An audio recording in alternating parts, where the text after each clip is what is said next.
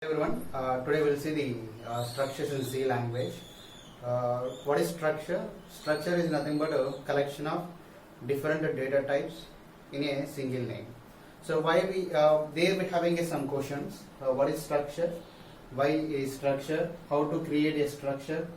So how to create a structure variables and how to initialize and access the data from the structure, and last one is the memory allocation.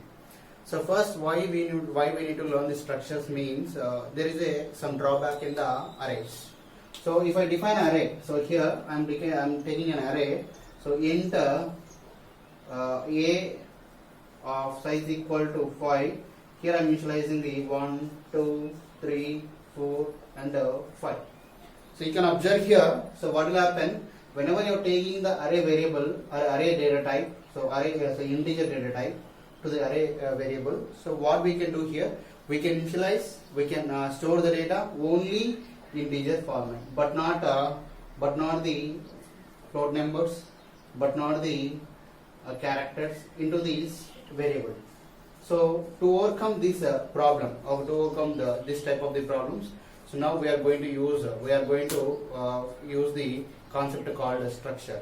Means now, so for this I can store float b is equal to 1.5.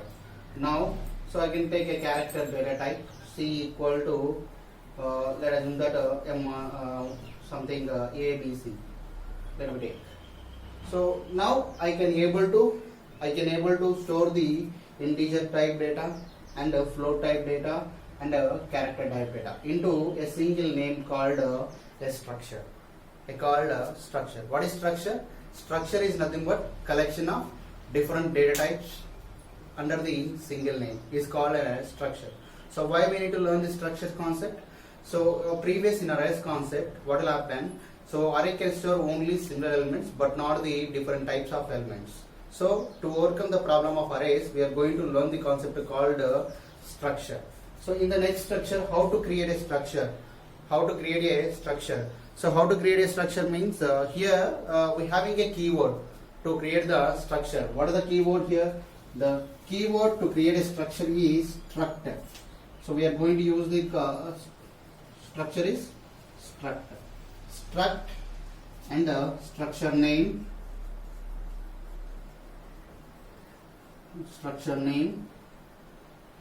Here different data type members. So first data type member 1, data type member 2, data type member 3, and so on. You can. So by this, whenever you are closing the structure, so you must terminate with an semicolon. If you don't terminate with semicolon, so structure will be remains continuous. Okay, because of it is not going to be terminated. So means what will happen whenever your every structure must be end with a semicolon. So let me take an example for the structure, how to create a structure for the student.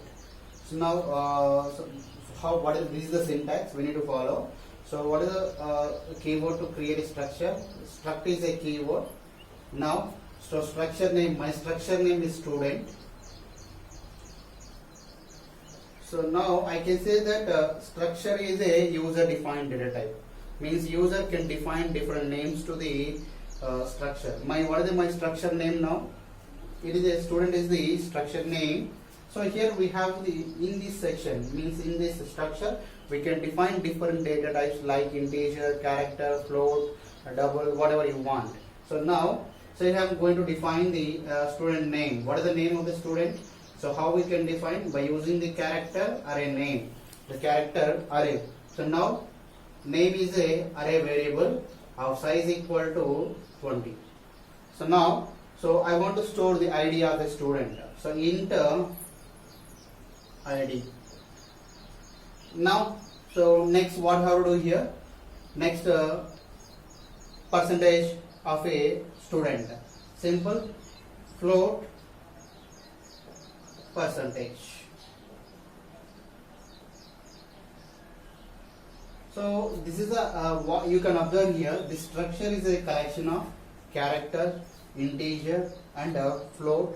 Otherwise, you can take a double also. Means in simple example, a simple definition, structure is a collection of different data types like character, integer, float under the single name called student. Then, so every structure I said, we discussed. So every structure must be end with a semicolon. Now, so here my question is that, so whether the name, ID and percentage got memory location? No, definitely it is not possible because of there is no variable created to the student. Means, so here we are giving a message that without structure variable there is no memory allocation done for the student. Means, so whenever you create a structure variable, then only we will get the memory allocation. Now, so here we have the fourth question. The fourth question is that how to create a structure variable. So here we having two possibilities to create a structure variable. One is at a definition. One it is at a structure definition. At a structure definition, and second one is at a main section by using the structure syntax. By using the structure syntax. Now let me create a structure variable for the student. So now, so first, what is the first way? We need to at a structure definition. Now let me create a structure variable for the student. Now S1 is the variable. S1 is the variable for the student. Now what will happen? The memory allocation is done to the name, to the ID, to the percentage. Now what will happen? Whenever this function is called, whenever this variable is called, it got memory allocation of how many bytes? So here character, nothing but name occupies how many bytes here? It occupies the 20 bytes, it occupies the 2 bytes, it occupies the 4 bytes. Now what will happen? 26 bytes were required to allocate the memory for S1. Now what will happen? Whenever S1 is called, this one block is created, one memory block is created of how many bytes here? 26 bytes. So here, so out of 26 bytes, 20 bytes related to the name and 2 bytes related to the ID and 4 bytes to the percentage. Now, so this is the one way to create a structure variable. This is the first way. Now, let us take second way. So now here we are having a main section. So after the structure, we are using the main. So how to create a variable in the main section for the student? Simple, we have to use here struct student S2. So here in a structure definition we use the S1. Now in the main section we are using the S2 variable. Now, so whenever this function is called, what will happen? S2 got memory allocation of how many bytes? 6 bytes. Now, so the 26 bytes. Now what will happen? S2 also got memory allocation of 26 bytes.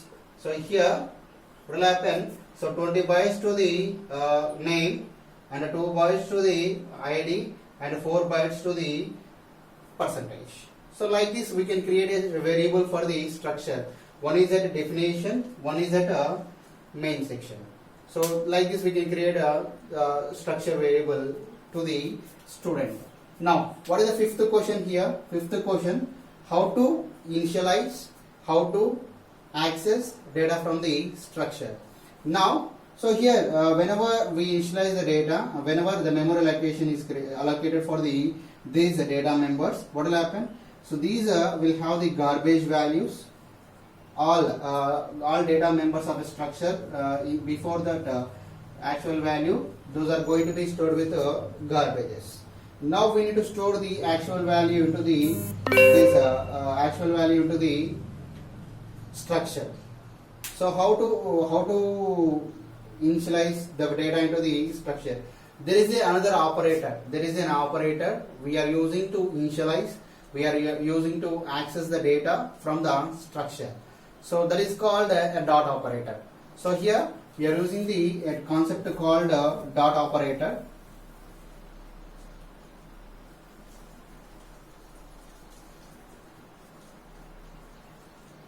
dot operator. So dot operator means, so used to nothing but simply you can write a dot. So by using dot operator, we can access, we can store the data from the structures, unions and files. So what is the dot operator? Dot operator used to access the data or used to initialize the data from the structure, union and files. So that is the by using the this is the fifth question. Now, so let me take an example to initialize the data and how to how to access the data from the structure. So let me take an example. Now let me write an example program for the structure of an employee. So now we are writing a program. So details of an employee by using the structure. So now what is structure name? Structure name is employee. What is the keyword we need to use? Structure. For structure we need to use the keyword called struct. Okay. So we are using the employee, nothing but emp. So for this employee we are creating the structure. What is the what we require here? We require the employee name, character, name of the employee. So here we are taking the 20 bytes. Then so we require the ID. So integer, emp ID. Then we'll take the int. We'll take float variable. Float salary of the employee. Okay, salary of the employee. So now, so this is a structure of an employee. So with a name, with employee ID, with a salary. Let me create a variable at a structure definition. So let me create a variable. So let me take a E1. So E1 is the variable name. E1 is the variable name to the structure employee. So here write a main function, void main. Then create another variable for the employee. If you require, then you can. Otherwise, no need. Struct emp e2. Now, in this program, how many variables we are having here? E1 is the variable one. One way of creation of a structure variable. Another way of creation of the structure variable. One is that structure definition. Another is that main function. Now, so now we need to initialize. We need to initialize the data for the name. We need to initialize the data for the employee ID and salary. Nothing but we need to initialize the data for the employee. So how to initialize the data? How to access the data from the employee? By using a dot operator. Simply, so what we require here? We require the employee name, we require the employee ID, and we require the salary. So simple. So enter printf, nothing but printf, enter the details of the employee. Enter details of employee. So by using scanf, so what is the character name here? Name is a string. That's why what are you going to use here? %s. Okay. Now that going to be stored in where? Ampersand. Where going to be stored here? So in the name. If I write like this, what will happen? This is not going to be stored in the structure because of we are not using the which variable we want to insert. Means whether we want to insert the variable data into the variable 1 or variable 2, we don't know. So that's why we need to insert the data to the employee 1 or employee 2. So now employee 1 is a variable, employee 2 is another variable. Now we are inserting the data to the whom? To the employee 1 variable. For that purpose we need to use E1 dot name. E1 dot name. Now what will happen? The name is entered into the employee 1. So next what is we have here? Employee ID %d, then comma ampersand. Where we have to insert? We need to insert into the employee 1. Simple. E1 dot. What is the variable name? Employee ID. EMP ID. So comma. Next, what we have here? Salary. So it is a float type. What is the specifier we need to use? Percentile F. So then what we have to use here? Ampersand E1 dot salary. What is the variable we used here? Salary is the variable name. Now what will happen here? So total data going to be stored in where? Into the employee 1. Because of we used here variable name is the E1 and E1. E1 is nothing but employee 1. Where we define here it is structure definition. If you want to insert the data to the employee 2, then what will happen? Enter the details of employee 2 by using scanf, percentile S, percentile D, percentile F, ampersand E2. Because of here we are inserting the data to where? Employee 2, but not employee 1. So now we need to display the employee details. So simple, what you have to use here? We need to use the printf statement. So printf details of employee are details of employee 1 are first what we are going to print here? Name, printf percentile yes. So we should not use ampersand because of we are not storing the data, we are printing the data. Simple, we have to use E1 dot name. So if you want to print next what here? Employee ID. Simple, printf percentile D E1 dot emp ID. So next, if you want to print salary, simple, printf percentile F E1 dot salary. Then close the main function. That's it. Now let me start the execution process. So here we need to define the hash include stdio.h. So what will happen here? The program execution start from the main function. So this structure is defined globally. What will happen? So this got a memory location by default. Now what will happen? So here we define E1. Now so E1 got memory location. Okay, E1 got memory location of how many bytes? Of 26 bytes. Because of so name occupies the 20 bytes, employee occupies the 2 bytes, salary occupies the 2 bytes. Now one block is created of size equal to 26 bytes. In this, so we having the 3 sections. One is the name, one is the ID, one is the salary. So before that actual values, these having the garbage values. Now, so the program execution start from the main function. Then, so here we are creating the another variable for the whom for the employee. Now, E2 also got the memory location. Now, E2 got memory location. So how many bytes? 26 bytes. Because of name occupies the 20 bytes, integer occupies the 2 bytes, salary occupies the 4 bytes. Again, another block of memory is created of size equal to 26. Now here 3 fields are created.